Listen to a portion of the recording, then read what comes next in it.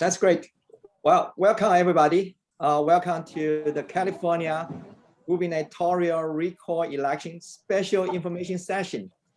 This is the first one we'll be conducting in English. And my name is Tim Chen. I'm the co-president for Asian American Senior Citizen Service Centers. So by looking the picture, you can see I also have a partner, which is Jeffrey Wu. So I'm going to let Jeffrey start saying some greeting words, then I'll continue, take over from there. Go ahead, Jeffrey. Okay, thank you, Tim. Hi, everyone. Welcome. And I'm pretty sure everybody is very looking forward to this special meeting to learn more about how this special election is coming about, and also how we're going to do about it. Okay, so hope this will be an important lesson to everyone. Thank you much. Well, thank you, Jeffrey. On behalf of the AASSC, our organizations, we're much delighted to have this opportunity to work with Orange County Registrar of Voters, having this special information session on these very important elections, the gubernatorial recall elections. Please allow me maybe just 1 minute to introduce my organization and Jeffrey's organization. AASESC in Chinese is 雅美老人服务中心. We are founded in 1989, so it's about almost 32 years old. And we are a 501c3 nonprofit organization, and our headquarters is in Santa Ana. Well, throughout so many years, and we have been AASSC has been an important resources to ensure our most vulnerable Asian Pacific American seniors can have access and equity to quality social and health program service. And that's why we keep letting our members know, if you want the mainstream to know about your needs, you have to speak up. You have to participate in the civic engagement, civic participation, such as census or elections. So this time, I think it's a great opportunity for AASSC to co-work with OCRV and to kind of like explain what's the background or basic associated with this recall elections.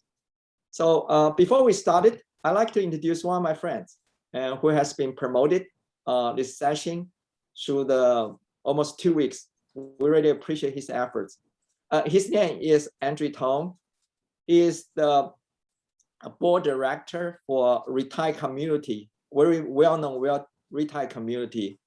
So I'll let him talk about that. And Andrew, please go ahead.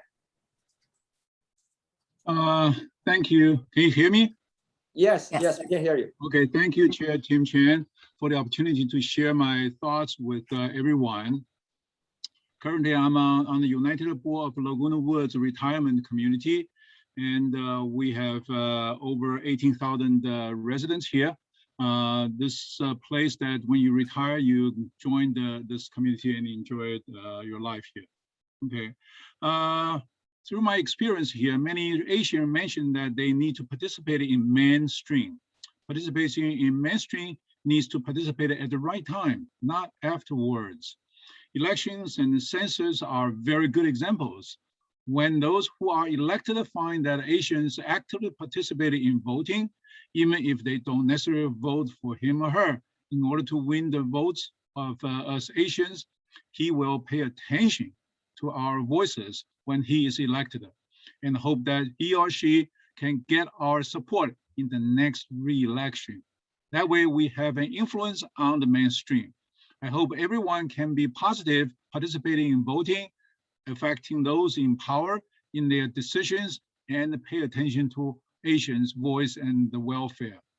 I hope that Asians can break the silence and actively participate in the coming election. We must all unite and show our strength to benefit everyone, especially taking care of our children and grandchildren. Don't think that this is only related to you. the future status of our children and grandchildren in the United States will be affected too by this participation. That is the result of our hard work during the election, and it is the reason Asians will be valued. Thank you very much for the opportunity to share this thought with everybody here.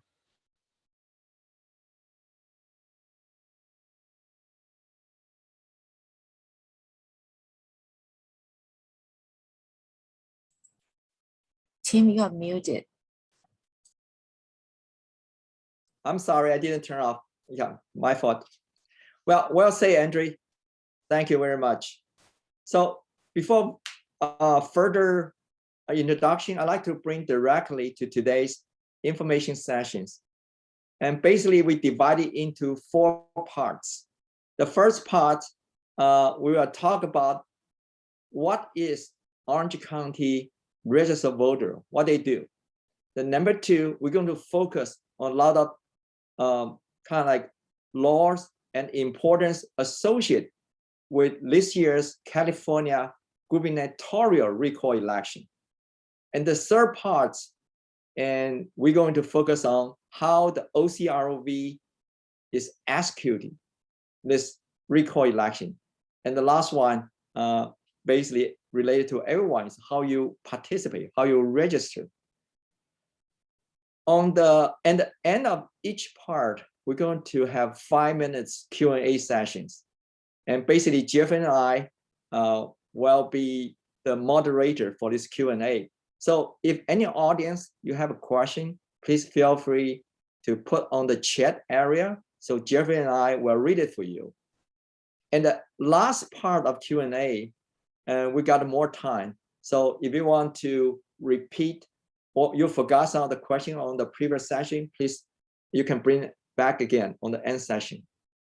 Okay, that's kind of like a ground rules for today's information session.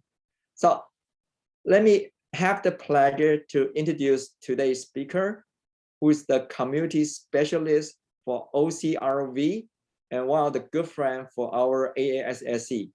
Please give a warm welcome to Ms. Christy Chen. Thank you, Tim, for inviting Registrar of Voters office to be here today. Again, I'm Christy Chen. I am a community program specialist at ROV, and my coworker Tina Lee is also here today.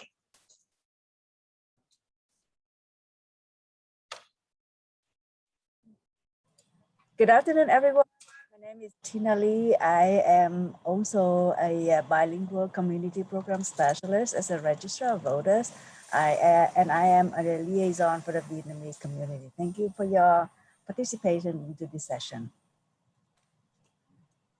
Thank you, Tina. We both are very honored to be here, and thank you for attending today's meeting. And first, I would like to briefly talk about our office, Registrar of Voters, does. Orange County Registrar of Voters is a public county agency. We are responsible for conducting elections, verifying petitions, maintaining voter records, and complying with federal and state election laws. Our goals are operating with efficiency, transparency, and accuracy, supplying up-to-date information, and providing resources and community outreach. Please note, we are nonpartisan, so if you have any partisan questions or comments, please refrain from commenting on that, and thank you for your cooperation. Now let's talk about upcoming recall election, the reason we are all here today. So what is a recall? A recall is the power of the voters to remove elected officials from office before their terms expire. Who can be recalled? Any elective officer, including a person who has been appointed in lieu of an election or to fill a vacancy, can be recalled. Who can initiate a recall? Registered voters who are eligible to vote on the officer they seek to recall. So in this case, in our California gubernatorial recall election, that's like all of the registered voters in California can initiate a recall. What can be the reason in California? It can be for any reason that you wanted to recall an officer. So there are only 19 states and Washington, D.C. that allow recall elections, and California is one of them. In 2003, recall Governor Gary Davis was the first California gubernatorial recall election in the history. There were 135 candidates to compete in the election. This upcoming recall election will be the second successful recall attempt for governor in California history. For this election, we have 46 replacement candidates based on the political party preference. 24 of them are Republicans, 9 are Democrats, 10 are no party preference, and 2 Greens and 1 Libertarian. What are the recall process? Because we have a limited time today, so we have a lot to talk about. So I'm just going to fly through this part. So first is to begin the recall process by filing and publishing a notice of intention and serving the officer being recalled. Recallee in this case is the Governor Newsom, and second is to file the publication and get approval to gather signature. Third is to circulate the petition. So who can sign the petition?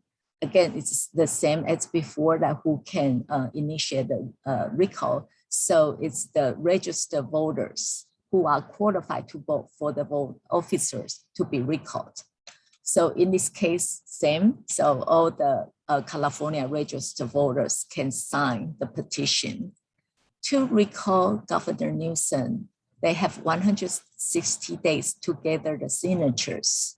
The original deadline was November 17, 2020, but it was extended to March 17, 2021 due to the impact of COVID-19. So how many signatures do they need? They need 12% of the total voter turnout from the last election.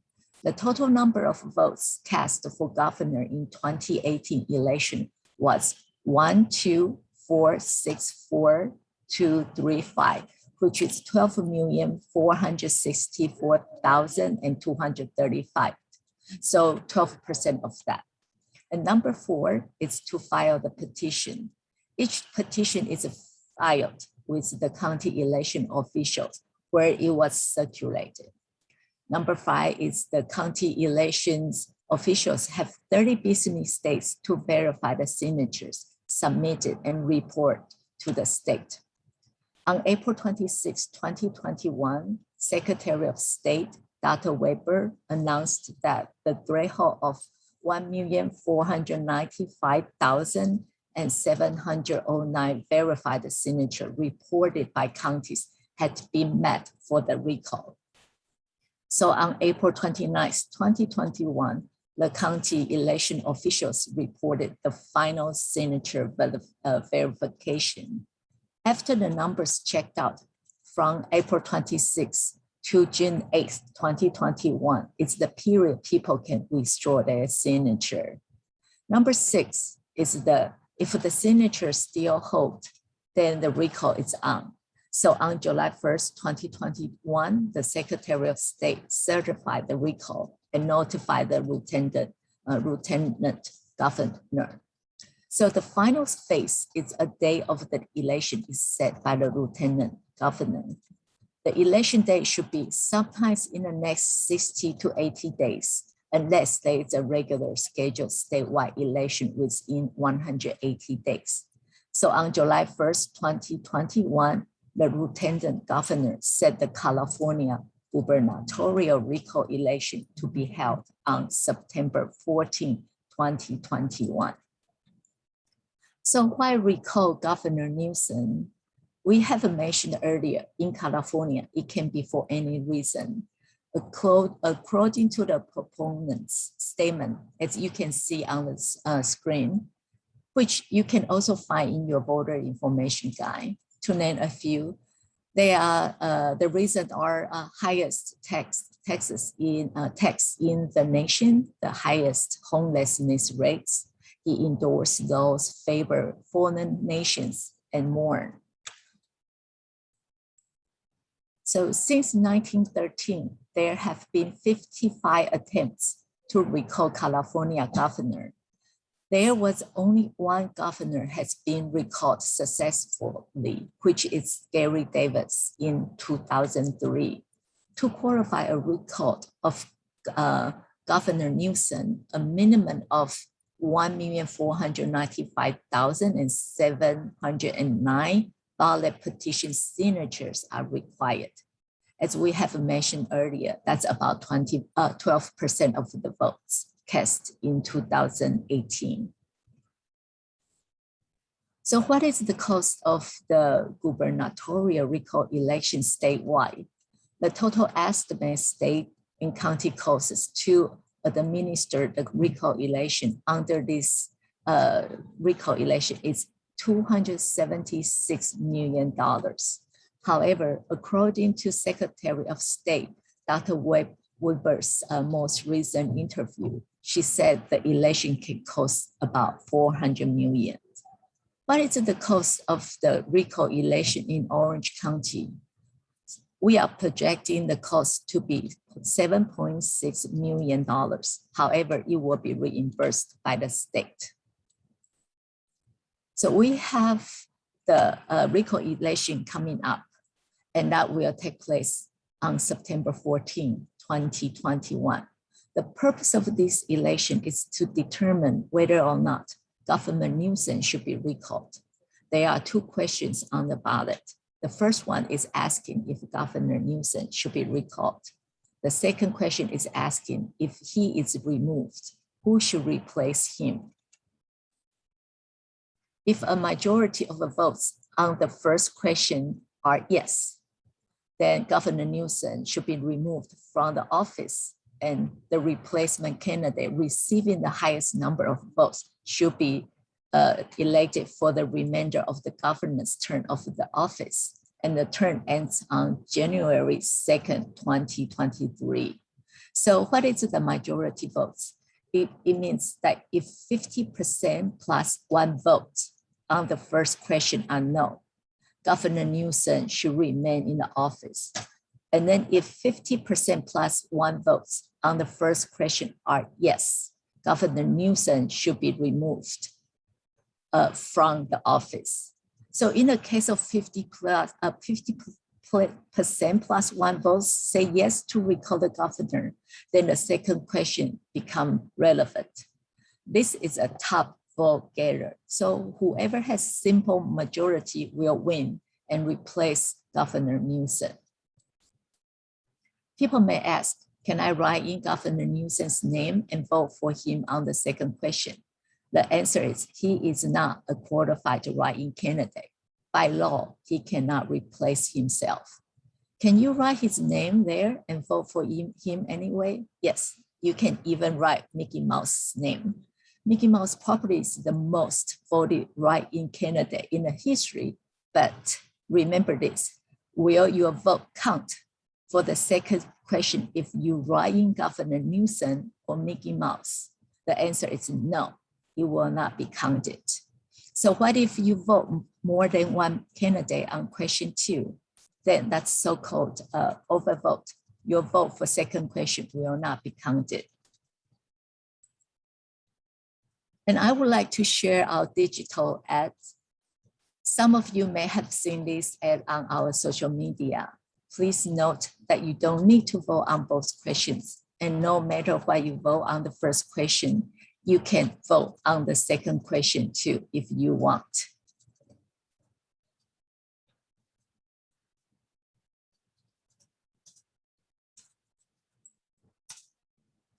So now let's talk about some important dates. On Monday, August 16, 2021, we have mailed out 1.8 million voters vote by mail ballot.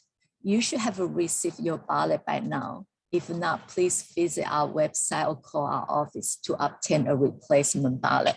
So basically what you will receive, I don't know if you can see or not. Oh, no, you cannot see. It's that you will receive an envelope with ballot and your county vote by voter information guide in it. And Monday, August 30, 2021 is the last day to register to vote for this election. After this date, you can do same-day registration and vote at the same time at any vote center in Orange County. And 31 selected vote centers will open. They open from 8 a.m. to 5 p.m. on Saturday, September 4th to September 10th. And on Saturday, September 11th to September 13th, all 64 vote centers will open from 8 a.m. to 8 p.m. On Tuesday, September 14th, 2021, the election day, the vote centers will open from 7 a.m. to 8 p.m.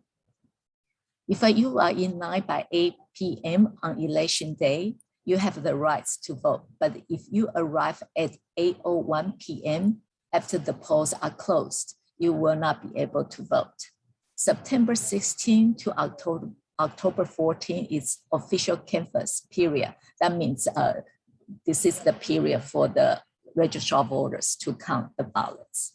October 22nd, Secretary of State will issue a certificate of election to the elected candidate if the recall election is successful. Even every registered voter in Orange County will receive a vote by mail ballot. You still have the option of voting at a vote center if you prefer to vote in person. For voters that do not wish to vote by mail and cannot make it to a vote center from September 4th to 14th, the Orange County Registrar of Voters office is now open as a voting site. You can come visit our office. One thing different this election is that your voter information guide and ballot are in one envelope, as I mentioned earlier. So, but you will receive a separate voter information guide from the state. It is also important to know that there is a different formula for upcoming gubernatorial recall election. This is allowed under Senate Bill 152. The formula requires that we establish one 11-day vote center for every 60,000 registered voters and one 4-day vote center for every 30,000 registered voters. In addition to the 116 official ballot drop boxes, this election, we also opened 4 staff ballot drop-off locations in City of Garden Grove, San Juan Capistrano, Laguna Beach, and OC Clerk Recorder's Office. You will be able to find information in your voter information guide. And all ballot drop-off location open on August 16th, and like our other 116 permanently installed ballot drop boxes that are open 24/7, the 4-step ballot drop-off locations will only be open during normal business hours. We will talk more about option to return your vote by mail ballot, vote centers, and ballot drop boxes after the first Q&A section. So now we will open the floor for a few minutes for questions regarding the California gubernatorial recall election before we move to voters' choice and redistricting. That's great. Thank you, Christy. Thank you for sharing so much kind of like important information, and also a lot of things I haven't heard about. Just learn from you. We don't have any chat question, so let me just kind of like asking a couple of key points I learned from your presentation. The first one I learned from you is that from 1930, there's a 55 tries to recall the California state governor, but only this is the second time make to the ballot. Is that true? Yes, that's correct. Okay, so for almost 98 years, this is the only election we're having officially for recall elections. Well, kind of like historical events for us. The second thing I heard from you that there could be any reason to make this recall, any reason, and looks like there's no written or defined criteria which has to be met before this recall election can be approved. Is that the truth? So yes, because I guess because in California, basically that you can recall an officer with any reason that you believe it's true. So yes, your statement is correct. Okay. And I you would also like mentioned to that. I would like to add something to Christy's answer. It doesn't matter what kind of reason that you want to recall an elected official, as long as you can gather enough signatures from the voters, the registered voters, then that petition will be reviewed. The signature will be checked whether they're unqualified, and then it makes it a ballot. That's why there was so many efforts in the past, but only 2 make it to the ballot. Okay, great, Tina. Well, we do have a question, but I think that's related to what I'm going to ask. Is Christy, I listened to you mention about we are going to spend about between $250 million to up to $400 million for this recall elections. Mm-hmm. And the question coming from Susie, Mm-hmm. she's asking, is most of the cost associated with the recall due to the actual recall election process or to the process of removing a governor or step after the election? So I would say She's it's asking mostly, which part of it is the recall election process cost most of the cost, or later on, if governor has been successfully recalled, then the process of removing him and his staff after the election. So Susie is asking that question. So that is mostly the election itself that costs a lot. And I will also send out the breakdown that on the Secretary of State website to the attendees later, so they can see the detailed breakdown. Okay. Mm-hmm. But looks to me it's very cost election process. Yes. With only 12% voters and sending the signatures, the state is going to spend between $200 million, $50 million to $400 million for this recall elections. Yes, it's very Very costly. I agree. Right. Okay.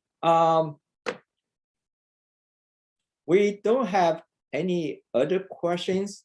Well, if you have more towards how this recall is coming up or the process, you can save that question until the last part of it.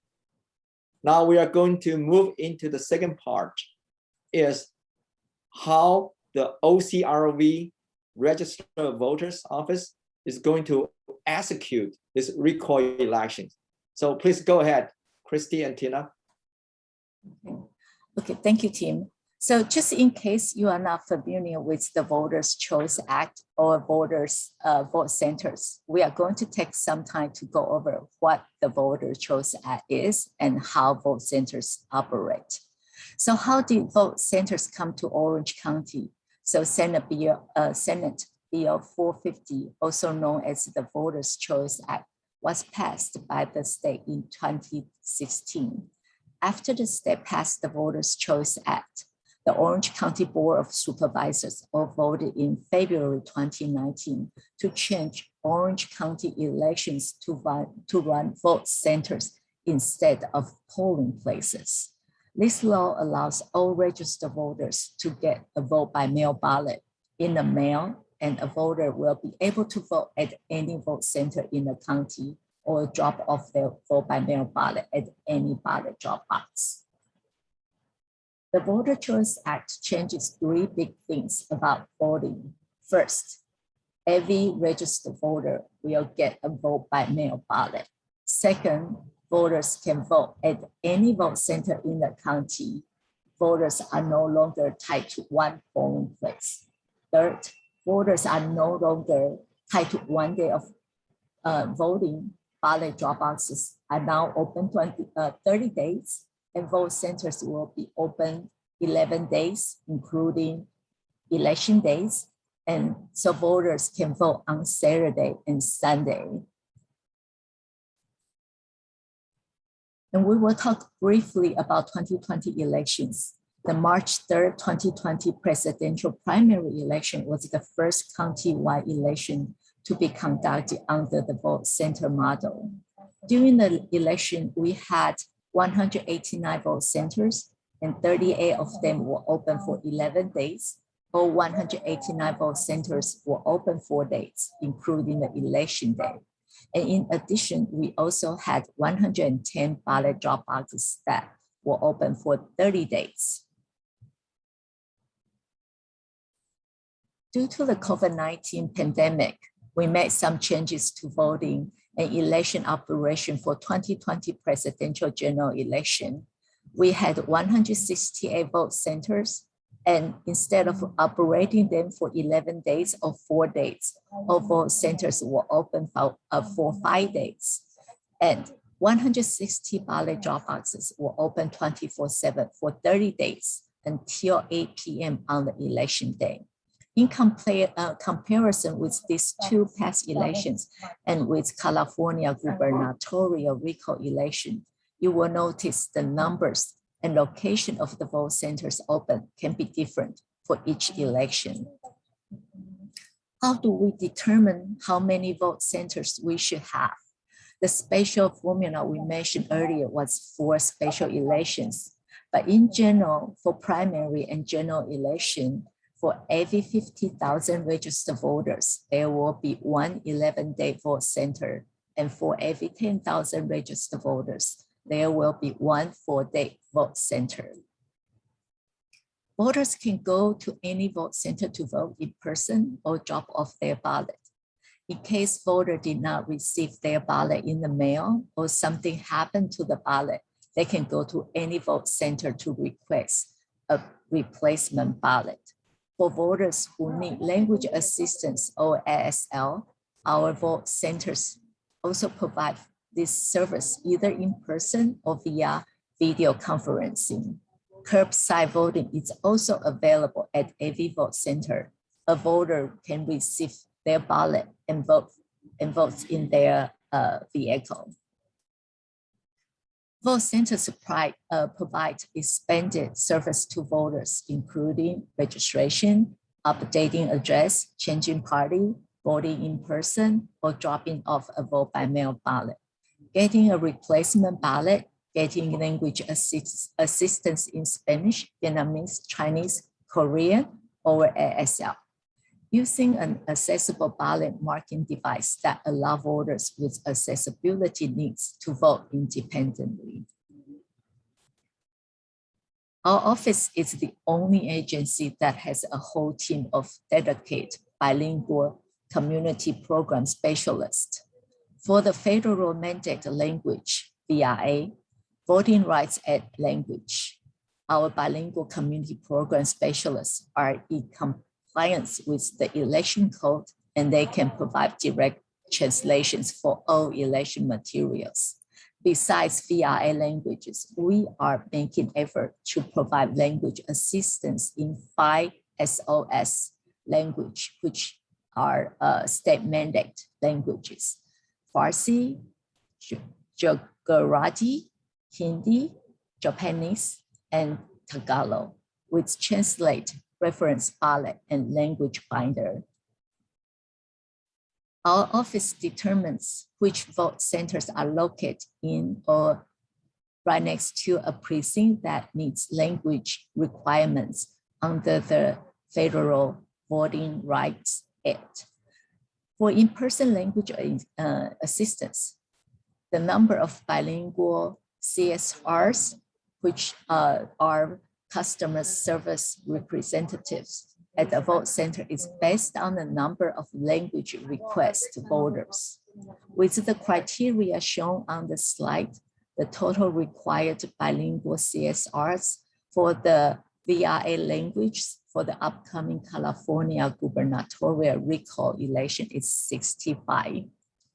While in-person language servers are available in selected sites only, the Orange County Registrar of Voters also implement video conferencing that allows a voter to call a bilingual staff in the office using a tablet. Ballot drop boxes are conveniently located and they are secure, accessible, and locked. They are open for 30 days, including election day, 24 hours a day, 7 days a week. They are open until 8 p.m. on the election day. The ballot drop boxes are 53 inches high and weighs about 1,000 pounds. It is made of military grade material and it has anti-graffiti coating on the surface. Next, we would like to talk about RAVBM. What is RAVBM? It's remote accessible vote by mail ballot. This system provides all voters the option to request a vote by mail ballot to be delivered electronically to their computer. The electronic ballot can be downloaded to voters' computer, marked using the voter's own assist technology, and then printed. Then the RAVBM can be returned just like any other regular vote by mail ballot. To access your remote accessible vote by mail ballot, please visit ocvote.com/RAVBM. So before you return your vote by mail ballot, one thing is very important is please remember to sign your return envelope. To return your vote by mail ballot, you can mail it back, no postage needed. You can drop off your ballot at any vote center or official ballot drop boxes in Orange County. A mailed vote by mail ballot will be counted only if postmarked no later than the election day, September 14, 2021, and it is received by the RV office no later than 7 days after election day, which is September 21st, 2021, 8 p.m. Our ballot collection team picks up ballot from all the ballot drop boxes every day. If you would like to check the status of your ballot, you can visit our website at ocvote.com/track or state website at california.ballottracks.net/voter. The RV will begin processing ballots returned to the office starting on August 24th, the 15th business day prior to the election day. Processing ballots, including opening vote by mail ballot returned envelopes, removing those ballots, duplicating any damaged ballots, and preparing ballots to be machine read on election night. The initial results on election night at 8:05 p.m. reflect the majority of the vote by mail ballot that have been received in our office prior to election day.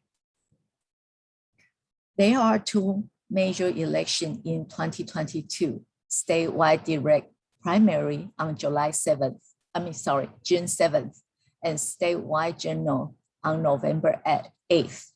More information about this election will be available on our website when the time is near. Now we will open the floor for a few minutes again. Then we will talk about redistricting afterward. Great, thank you, Christy. Wow, quite a process, yeah. And my understanding is this recall election has less vote center than the primary and general. Is that true, Christy? Yes, that's true because the criteria, the formula I was talking about earlier is different. Oh, okay. Yeah. So basically each vote center are designed to accommodate more voters than the primary and general election. Is that true? I'm sorry. for example, a vote center right now for this recall election is designed to accommodate, I guess you talk about like 60,000 or 50,000, Yes. 50,000 registered voter, right? Yes. So right now, what you see here is for the primary and general elections criteria. So as you can see, it's 50,000 registered voter for 11 day, and then 10,000 registered voters for 4 days, while the special election is, I believe it's 60,000 for 11 day, and then 30,000 for 4 days. So this is based on this criteria. And I believe that with the vote centers that we have, that our voters should be very easily to vote. The wait time shouldn't be too long. Okay. I've been asked by my friends that everybody get the vote by mail, the information package. Okay. We understand that we can drop off our ballot in the vote centers. Can we bring out that ballot and try to scan inside the vote center, like in-person scanning? Can we do that? Actually, no. Like if you bring in your vote by mail ballot to a vote center, basically we have a box, a ballot, a Dropbox inside the vote center, right. And then they would just put it in the box. But if you prefer to scan the ballot yourself, you will have to go through the check-in process. So you will go to the station 1 to check in, get a ballot, and then go to station 2 to mark your ballot, and then take the ballot that you receive at the vote center to the station 3 and scan in. So you cannot use the vote by mail ballot you received at home to take it there to the vote center to scan in. I see. So I guess the check-in process is very important before I can scan my ballot. Yeah, and just to add a little bit more about the reason why we have to do that, since every ballot we issue, it has to be in the system. So in case you already got your vote by mail ballot, in our system, it is a vote by mail. But if you use that for the in-person, you scan it in, then it will show a discrepancy between the ballot we issue at the vote center with the one you bring in.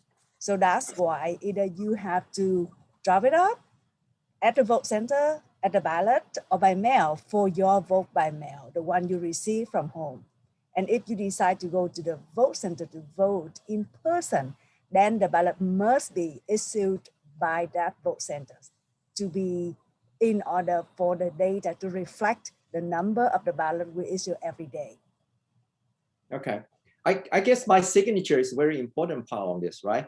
Doesn't matter I go into the vote center, I sign on that checking process, or I sign in the back of this envelope. Basically, that my signature is using by your office to verify whether it's me or somebody else doing that. Is that correct? That's correct. So if you check in at the vote center, our customer service representative there will already check your signature. And then for the vote by mail ballot that you returned it to our office, we actually do the signature verification at our office as well. Okay. Well, for this recall elections, one of my friends asking me, we have 46 candidates in there. If I accidentally on my mail-in ballot have marked 2 candidates instead of just 1, what will happen? So first, we would suggest if time allows, you can request a replacement ballot to be sent it to you. So you can do it, like get a clean copy. Second, if really need to, like, you can mark it to a way that when it's sent it in to our office, when the machine cannot read it, we actually have, we would manually read it. And then we would duplicate the ballot for you. Like say like your friends, he accidentally marked the other one, and then he put a big X mark and then X there and then write, no, not this one, and then mark the other one. So if the machine cannot read it, staff here will read it and then will mark it. But we prefer not to have this situation, because if the machine didn't reject the ballot, it could become a overvoted for that second question. So we would suggest the best way to do it is to request a replacement ballot. I see. Well, we have a associate question coming out from EC, and EC is asking, is the signature verification done by comparing it to your driver license signature? Is that the comparison? So what happened is, if you did a physical copy, then we are comparing with the signature. But if you do it online registration, and this is the first time you register, and the only signature we have is the DMV one, then that's what we are comparing with. But say if you re-register with DMV, but previously you register with paper, so basically we keep all your signatures on file. So we have more than one signature to compare with. So does that make sense? Yeah, that makes sense. Yeah. Well, just follow on the previous question, the way you just answered, Christy. So if I accidentally mark two candidates, okay? And well, instead of trouble, I can just go to the vote center for any vote centers and just waive my mail-in ballot and do the in-person check-in and get the new clean ballot from there. Yes, that's much easier correct. there? Okay. Yes, that's correct. So the one good thing about vote center is that you don't even need to bring in the one that you made the mistake, the ballot. You can leave it home, destroy it yourself. And then you just go in, because the e-public that check in the voters, we know right away if you already sent in your ballot or you voted somewhere else. So you can just easily get a replacement ballot that if you want to take home and do it at home, or you can just check in and then vote at the vote center. You have many options. I can also change my address, change my party, and I can get a language assistant there, right? I can do a lot. That's correct. There. Okay. You mentioned there are 11 days vote centers. So counting the voting election day is September 14th. That's basically covered 2 weekends. I can go, or why is the holiday weekend? I can go anytime on that holiday weekend to the vote center. And usually they open from 8 to 5 or 8 to 6. So the first 7 days, it's 8 to 5, and then it's 8 to 8. And then the election day, it's 7 a.m. to 8 p.m. Wow. You guys, from 7 to 8. Okay. You guys have long working hours. All right. Any questions? If not, we're going to stop this Q&A sessions, okay? And we still have 2 parts to go. If you still have questions on how the OCRV is executing this recall session, any question on the vote center, and a question about the mail-in ballot, or even the remote mail-in ballot, please save that question. We still have a chance to ask at the end of it. So we're going to carry into the next sessions.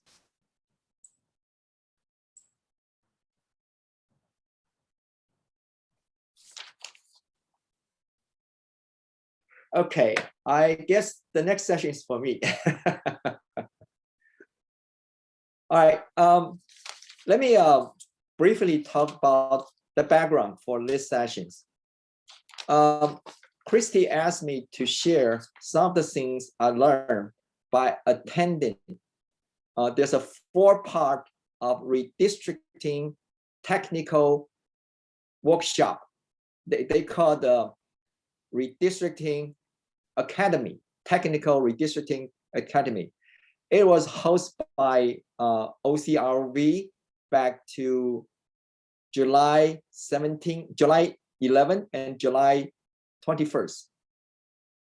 And I guess there's a lot of public hearing or seminar right now for redistricting, and the audience you might attend it, because by laws, the state and local government is required to host the public hearing or seminar for the community, for the citizen to join and participate before they implement it. So I'm kind of like want to share very quickly about some of the things I learned from these 4 sessions to everyone. The reason for doing that is AASSC is heavily promoting our members or friends or relatives to engage in the public civic engagement or civic participation, like census, 2020 census. But what happened after we participate? What's happened to the things we fill in? What's the impact? And that's the things cause my interest. And that's why I want to share some of the slides and the process I learned from attending this 4th session of redistricting with everyone to see by just simply fill a couple minutes census, eventually how that evolved to the ballot you're going to receive next year. The whole process is very interesting and complicated. Okay, so please allow me to have probably I use 11 slides to share my thoughts. And first, I want to emphasize that I'm not an expert. Okay, I'm just one volunteer serving for AASSC, but I did feel I learned a lot by going through this process. So I like to share this information with everyone. Okay, next slide, please. So what is redistricting? Basically, it's a regular process, like said in the slides, for adjusting the lines, the boundary, the lines of your voting district in accordance with the population shift. And some of you maybe heard another term called reappointment. Those 2 terms sometimes being used interchangeably by a lot of seminar or even politicians or even speakers. So before I move on, I like to clarify what I learned about what is redistricting and reappointment. And you saw the definition for redistricting. Let me read the reappointment. What is reappointment? Reappointment is the process of dividing the number of state representatives or senators among the state's population in order to assure as close to possible district of equal size. So their terms, basically that is redistricting is concerned drawing the district boundary lines. And reappointment refer to allocation of seats, your elected officer seats. So there's a different levels of government will have responsibility of redistricting. And basically there's 3 levels: on state level, county level, and city community college level. For state level, of course, it is for our congressional or state legislative district, assemblyman, senator, okay? And they do have redistricting commissions and initiated last year's 2020. For county, like Orange County, they are basically drawing the supervisory district. So far, Orange County, we have 5 supervisors or 5 supervisor district. For city, like Irvine, Santa Ana, or community college, school district, that basically redrawing the boundary for city council, for board trustee, so and so. Please move the second one, please. Well, everybody has been impacted by COVID-19 last year. So census definitely has been impacted heavily in 2020.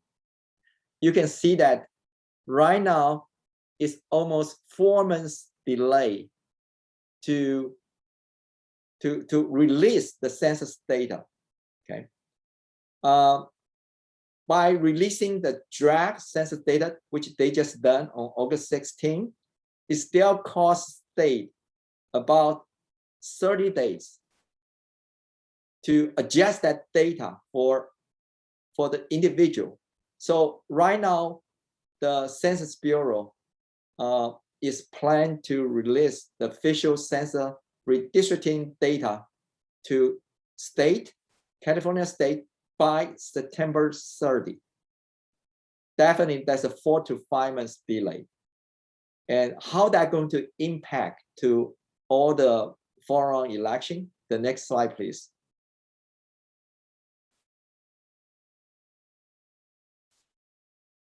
The 3 level I'm talking about, let's talk about it.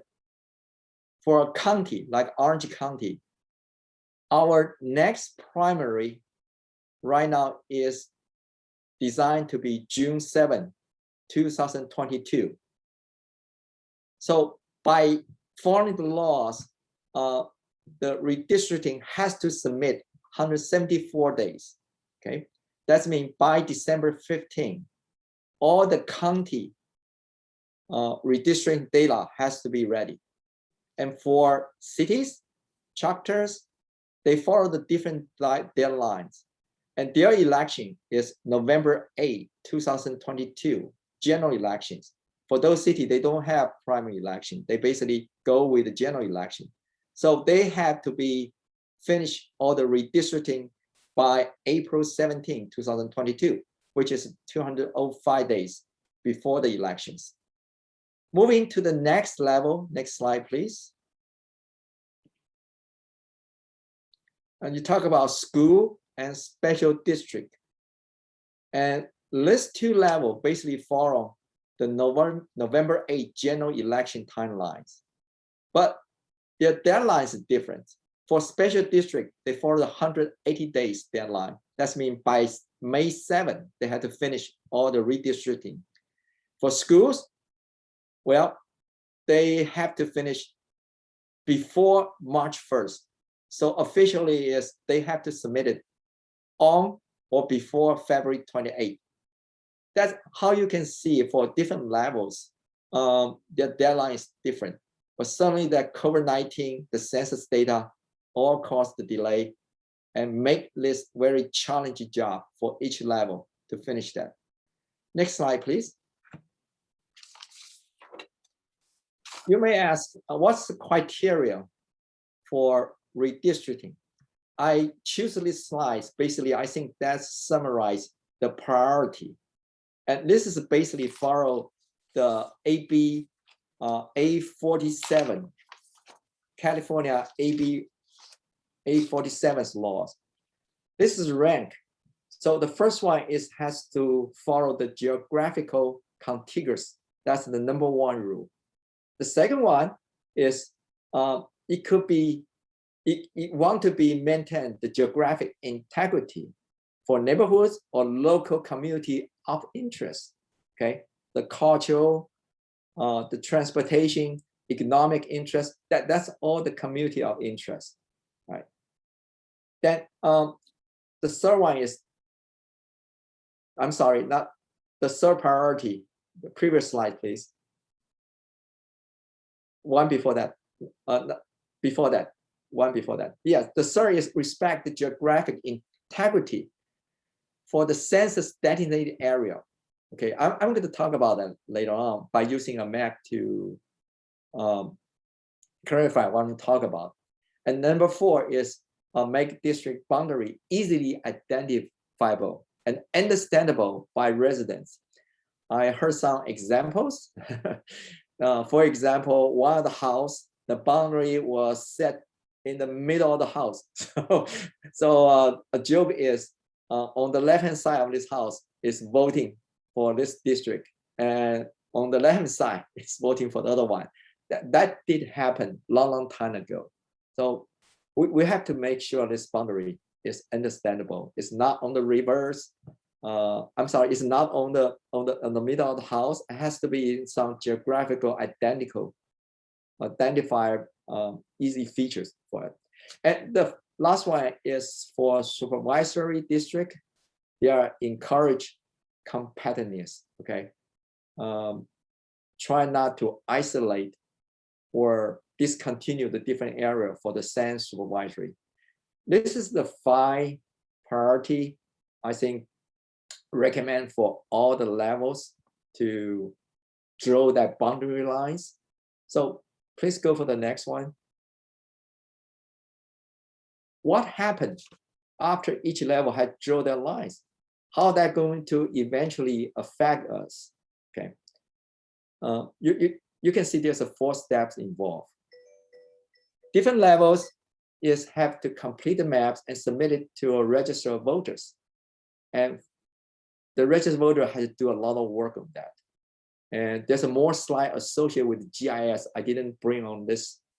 If anybody have interest to learn about the GIS, very extensive GIS, Geographic Information System, utilized by OCRV, please feel free to go to their website. They have plenty of explanation there.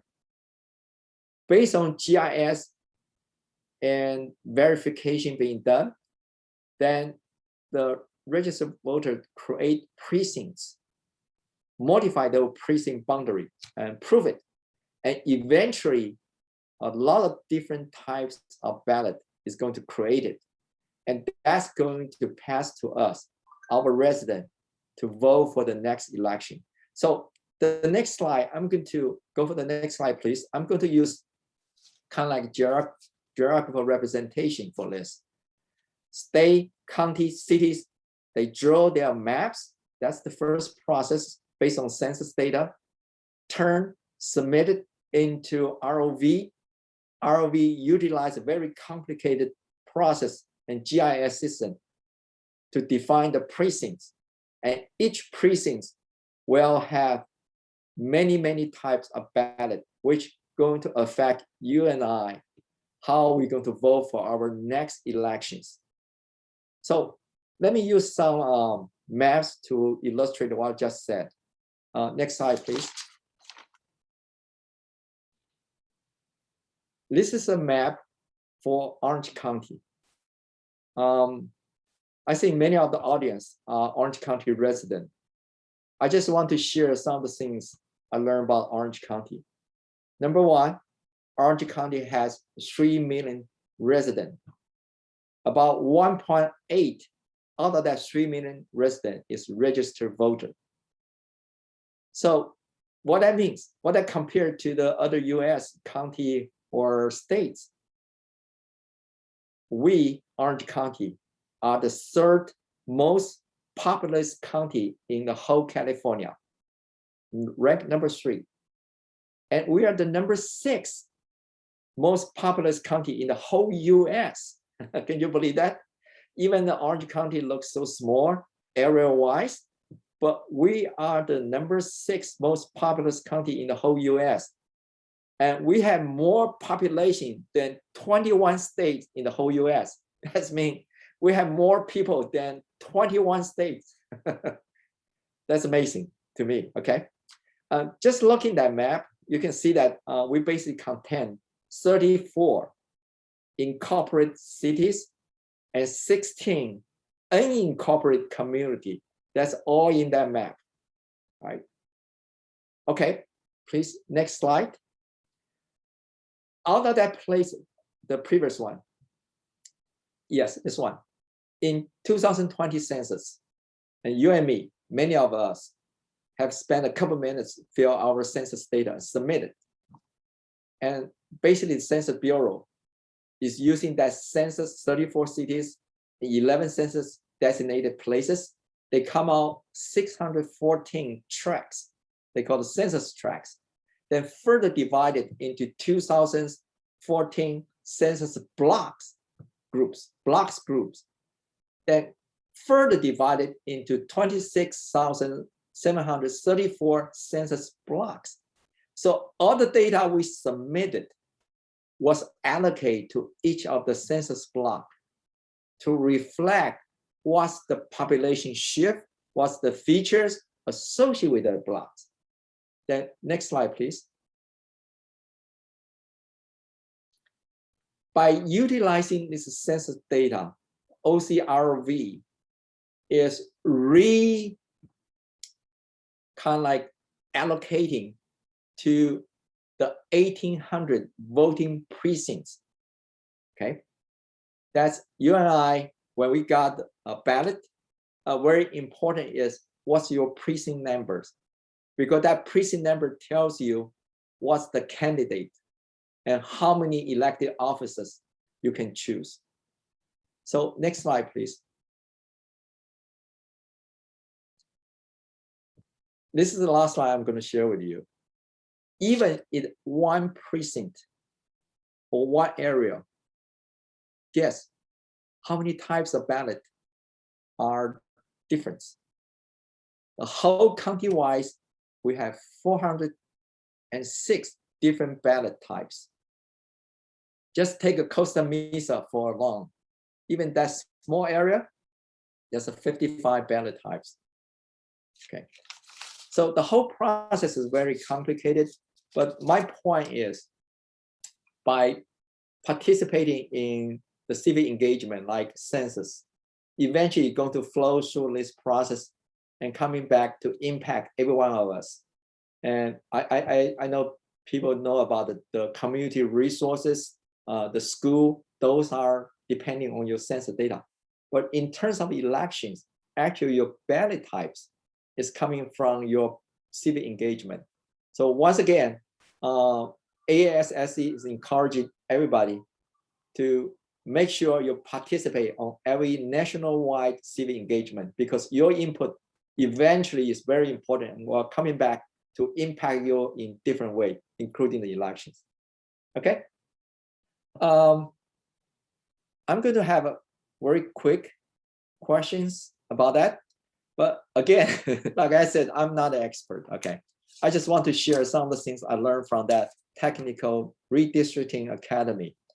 If you are interested in what I'm just said, there's two huge PowerPoint presentation in the OCRV website.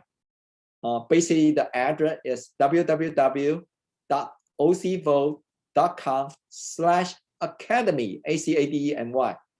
From there, you can see the whole recording, the 4 session I'm attending, and also you can download the presentations. I basically learned a lot from there. I believe there's more public hearing or seminar will be organized by the other parties. And this is very interesting subject. I think if you have time, I encourage everybody to take a look about what's in there. Okay, thank you very much. And I'm going to carry on to the next sessions. So I'm going to turn back to Christy and Tina. Let me mention, it's a 3:09. It's about 21 minutes from our design ending time, 3:30. And we're talking about last sections. Last section is you and me, how we participate in this election process. Okay, we want to be sideline watching everything. We want to participate. So Christy and Tina, please take over and tell us what we need to do. So I would like to talk a little bit about voter registration. For this coming election, the governor recall election, the deadline for the registration is Monday, August 30th, which is the upcoming Monday. However, don't worry too much about that. In case there is some change to your registration and you need to update and you miss that deadline, it's okay. You can always go to any vote center to do so. And you can update your registration and vote at the same day. And I will go into more details about that. So this is just a brief chart to show you about the number of registered voters in Orange counties and classified by the parties and by city. So among those cities, you can see that the Democratic parties, the percentage of them is a little bit higher than the Republican.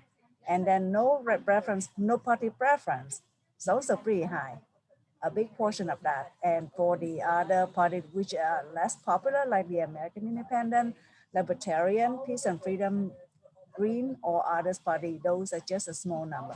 So this is just an overview about the demographics of our population in Orange County, how they choose their party preference. Next slide, please. So how do you register to vote and what are the requirements? There are 4 requirements that you see on the screen, and you have to meet all of these, not 1, not 3, not 2, not 3. You have to meet all 4 requirements. So number 1, you must be a US citizen and you must be at least 18 years old. We do have the pre-registration for high school students. It means that you can pre-register when you are 16 and 17. And once you turn 18, your pre-registration will become active. And then that's the first 2 criteria. Then number 3, you cannot be in prison for a felony conviction. And number 4, you must be mentally, you have the mentally capacity to vote. This means no court found that you are incompetent to vote. And on the right side is a copy of the paper registration. That's a registration form. And on this form, it's a little bit small for you to see, but when you look at the actual form, those requirement information that we must have on your registration is marked on there. So literally you have to provide most of the information on the form in order to register to vote.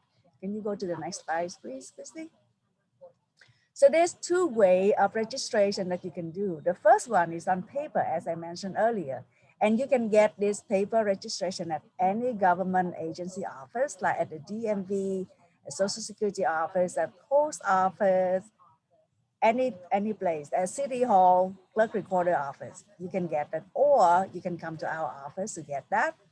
And the other way is easier. You can do it online. So you just go to the website, registertovote.ca.gov, and follow the prompt. So when you input all the information step by step, and at the last portion, the system will ask you to certify that all the information you provide are true and correct.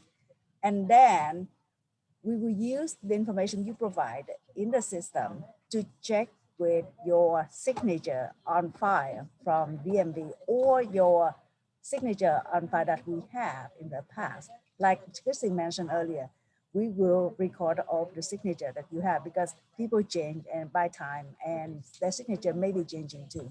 So we try to keep the record of that in order to compare your signature later.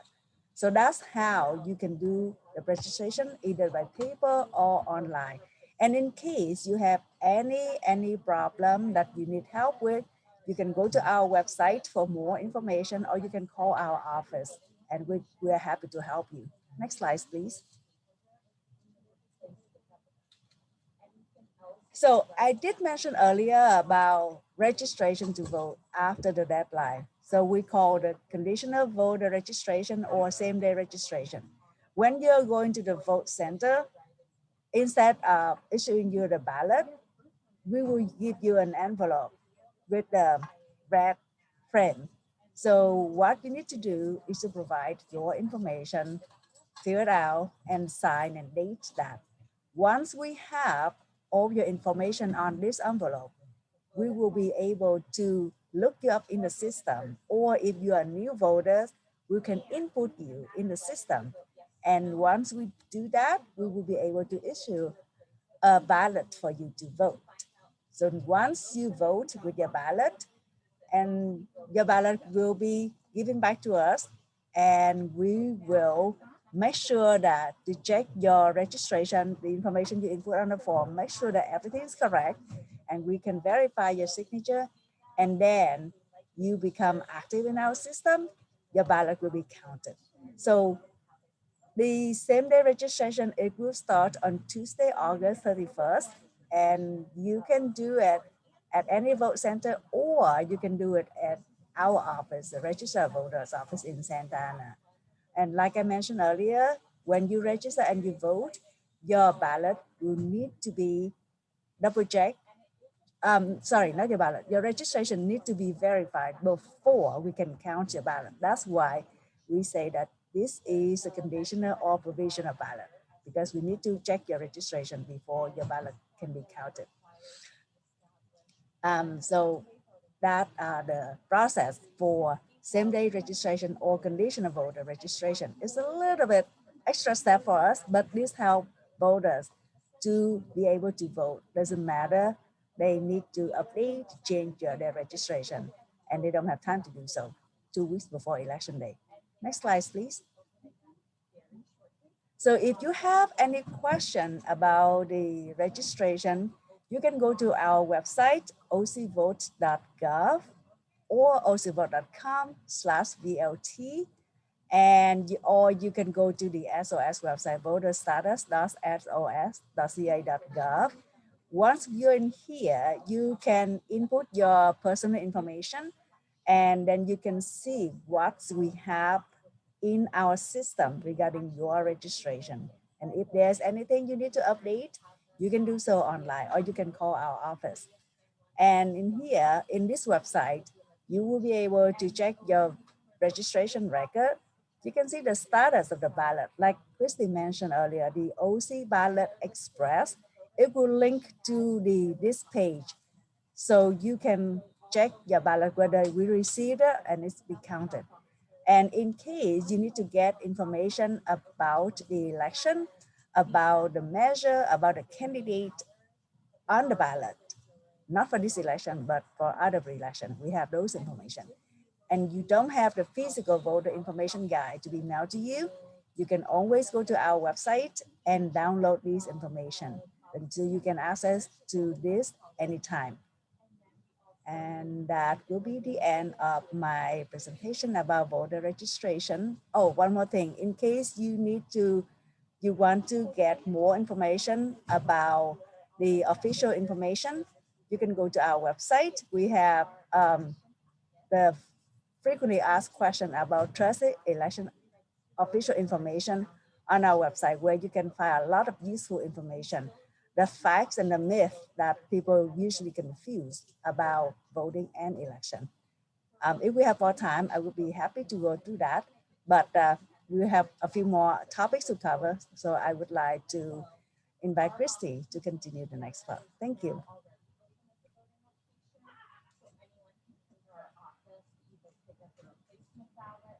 And we also have more information online. You can check out our website, ocvote.com/votecenters, or you can check us out on social media. You can follow us on Facebook, Instagram, or Twitter. We usually have several posts a day on these social media, and very easy to follow us. And if you have more information and question, you can reach out the phone number on the screen, or you can email Christy for more information. So if you have any other question about registration, Christy and I will be happy to help you with that.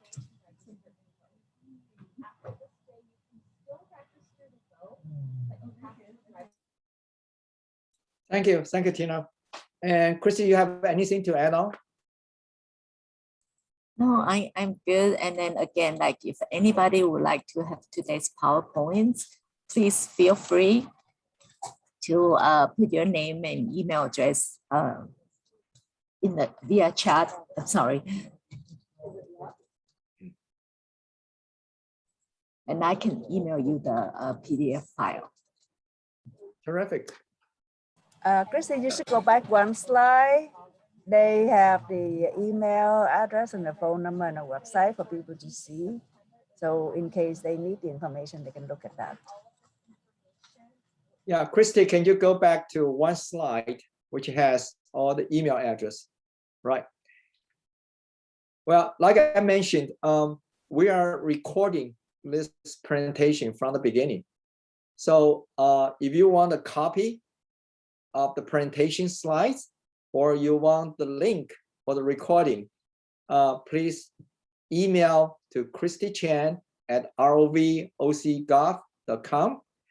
On the chat, I also put both me and my partner, Jeffrey Wu's email on there.